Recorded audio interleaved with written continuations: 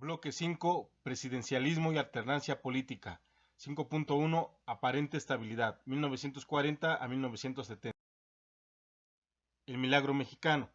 El gobierno de Lázaro Cárdenas, severamente cuestionado por la expropiación petrolera del año anterior, se enfrentaba a la disyuntiva de optar entre el radical Francisco J. Mújica o el moderado Manuel Ávila Camacho como candidato a la presidencia de la República. El presidente Cárdenas estaba consciente de la gravedad de la elección. Si se inclinaba por Mújica, las elecciones podrían favorecer al candidato de derecha Juan Andreu Almazán o, peor aún, provocar una nueva guerra civil. Entonces optó por apoyar a Manuel Ávila Camacho, entonces secretario de la Defensa Nacional. El inicio de la Segunda Guerra Mundial ayudó a explicar su decisión. La nota distintiva de este periodo fue un esfuerzo sostenido por industrializar el país, un proceso en el cual el Estado tuvo un papel protagónico. Así, de 1940 a 1970, el gobierno se empeñó en que México se convirtiera en un país industrializado y moderno, interviniendo directamente en los procesos económicos y reduciendo la injerencia de la iniciativa privada, reaccionando a la dinámica del contexto internacional. Por ejemplo, al comenzar la Segunda Guerra Mundial se estimuló la economía mexicana, pero cuando el conflicto terminó y las naciones industrializadas se estabilizaron, el desarrollo industrial del país se interrumpió. Fue necesario implementar un nuevo modelo que estuvo vigente mientras las condiciones internas y externas no variaron. El nombre de milagro mexicano para este periodo fue empleado por la comunidad internacional desde los años 50. Se le llamó así por el rápido proceso de industrialización y modernización de México.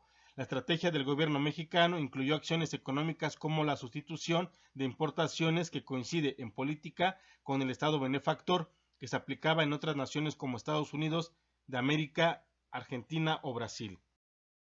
Los gobiernos del periodo. Manuel Ávila Camacho, 1940-1946.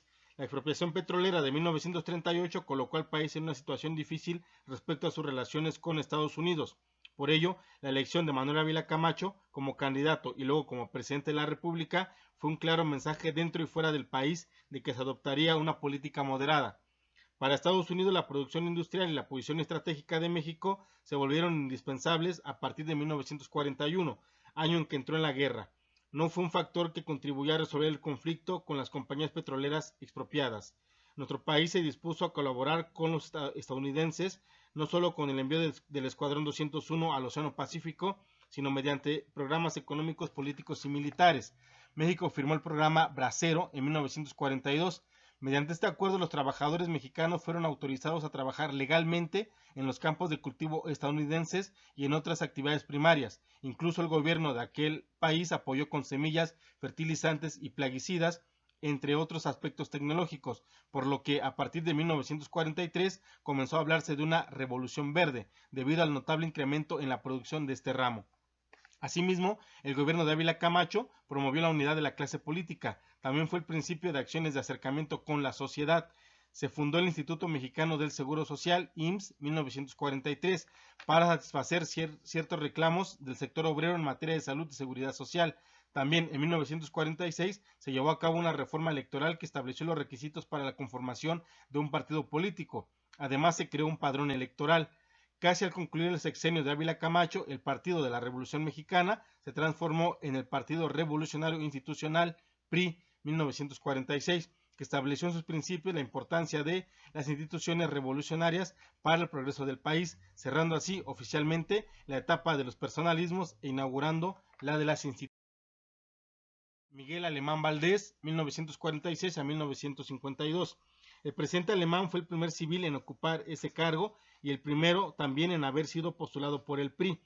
Puede decirse que su administración cosechó los frutos de lo plantado en el sexenio anterior. Precisamente el crecimiento en infraestructura, industria y comercio provocó que en el ámbito internacional se comenzara a hablar de un milagro económico mexicano en los 2 últimos años del sexenio alemanista. Al final de la Segunda Guerra Mundial, nuestro país mantuvo la colaboración con Estados Unidos. Al iniciar la Guerra Fría, México adoptó una política anticomunista que lo ubicó en el bloque capitalista del mundo. Sin embargo, la inexistencia de un movimiento socialista organizado propició que el anticomunismo se limitara a la vigilancia de los partidos de izquierda. Por otro lado, el programa Bracero fue refrendado en ese sexenio. Pero los objetivos principales de Alemán fueron modernizar al país y su industrialización. De ahí que durante su administración se construyeran obras como las presas o edificios de vivienda como las multifamiliares. además de la ampliación de la red de carreteras y la construcción del ferrocarril Sonora-Baja California. Por otro lado, estimuladas por el desarrollo industrial, las ciudades comenzaron a crecer, con lo que se acentuó la migración del campo hacia estas. El proceso fue tan rápido que no dio tiempo de planear el crecimiento urbano. Cinturones de barrios desordenados y empobrecidos empezaron a rodear las ciudades. Para los sectores medios fueron inaugurados el Instituto Nacional de Bellas Artes, 1946, la Escuela Normal de Maestros, 1947, y la Ciudad Universitaria, 1952. También lo fueron el Instituto Nacional Indigenista, 1948, y el de la Juventud, 1949. El proyecto cultural nacionalista se concretó con el impulso a la cinematografía que alcanzó su época de oro. En el ámbito de la política interna, el gobierno de Alemán se caracterizó por el autoritarismo y el control de los sindicatos. Esto derivó en un fenómeno de corrupción conocido como charrismo. Por otro lado, el aparente buen curso de la economía fomentó el enriquecimiento entre la clase política. Las denuncias de corrupción se multiplicaron. Al finalizar el sexenio, el contexto internacional cambió. Las naciones desarrolladas habían concluido su proceso de recuperación luego de la Segunda Guerra Mundial, por lo que regresaron a vender productos industrializados. La naciente industria mexicana no estaba en condiciones de competir y el campo, que en 12 años no fue atendido con suficiencia, amenazaba con colapsarse.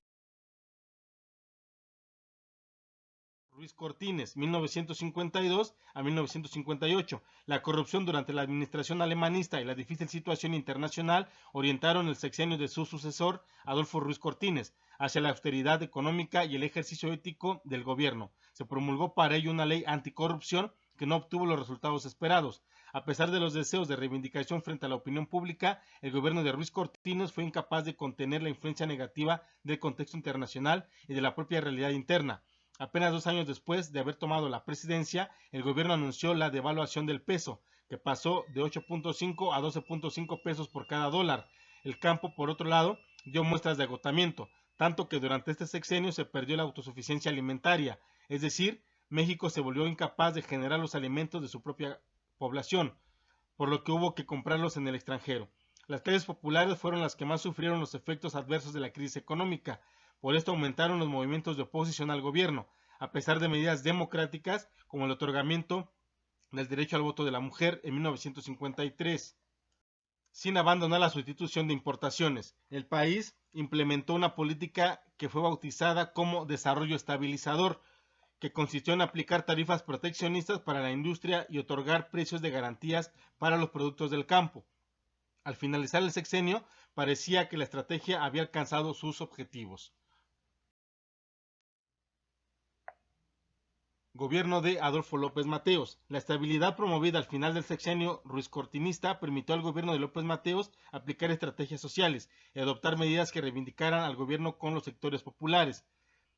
Por ejemplo, se repartieron 16 millones de hectáreas de tierra de cultivo, se creó el Instituto de Seguridad y Servicios Sociales de los Trabajadores del Estado, ISSSTE, 1959, y se fundó la Comisión Nacional de Libros de Texto Gratuitos, CONALITEG, 1959. Además, se crearon los museos de arte moderno, del virreinato y de antropología e historia, todos en 1964, pero quizá la medida de mayor alcance del gobierno fue la nacionalización de la industria eléctrica en 1960, que en realidad fue más un movimiento comercial que una gestión político-económica en favor del país.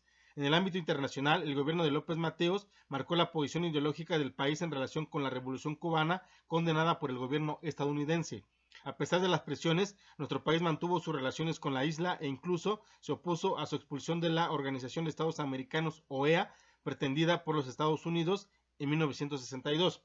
También México logró una victoria simbólica frente al imperialismo de Estados Unidos cuando, en 1963, recobró el territorio de El Chamizal, Chihuahua, en disputa desde 1864. Gustavo Díaz Ordaz, 1964-1970. Durante el sexenio de Gustavo Díaz Ordaz, concluyó el modelo de desarrollo estabilizador, dando principio a un nuevo ajuste, llamado desarrollo compartido, que puede considerarse como un periodo de transición hacia el neoliberalismo que se aplicó desde la década de 1980. Este modelo propició el abandono del Estado benefactor en favor de establecer restricciones en la partición estatal. Surgieron y se diversificaron movimientos guerrilleros, urbanos y rurales que se radicalizaron al final de la gestión de Díaz Ordaz. En consecuencia, el gobierno asumió una postura autoritaria contra todo asomo de oposición. Si bien había una evidente crisis en el país, La confianza internacional en el milagro mexicano se había reforzado por los casi 18 años de desarrollo estabilizador. Esta confianza se manifestó en la realización de los Juegos Olímpicos 1968, que se inauguró semanas antes con la masacre del 2 de octubre de ese mismo año, y el Mundial de Fútbol 1970 en México.